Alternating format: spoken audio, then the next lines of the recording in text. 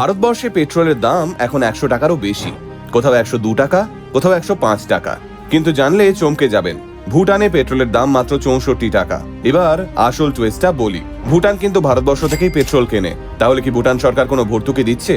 আগে না, ভুটান সরকার যে দামে ইন্ডিয়া থেকে পেট্রোল কিনছে সেই দামের আশেপাশেই বিক্রি করছে দেশবাসীকে। তাহলে কি বলতে চাইছি আমরা, পেট্রোলের দাম সত্যি সত্যি 60 টাকার কাছাকাছি? আগে হ্যাঁ, ঠিক তাই। এই মুহূর্তে সারা বিশ্বের নিরিখে ধরলে তেলের দাম যাচ্ছে ওই 57-58 টাকা মতো। তার সঙ্গে থাকে 4-5 টাকা করে ডিলারের কমিশন।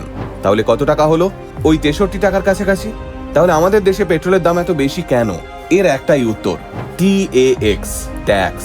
কেন্দ্রীয় সরকারি ট্যাক্স, রাজ্য সরকারি ট্যাক্স, অমুক ট্যাক্স, তমুক ট্যাক্স করতে করতে 62-63 টাকার পেট্রোলের দাম 100 টাকা পার করে গেছে আজ। বিশ্বের কোনো দেশে পেট্রোল ডিজেলের ওপর এত কাঁড়ি কাঁড়ি টাকা ট্যাক্স বসানো হয়নি।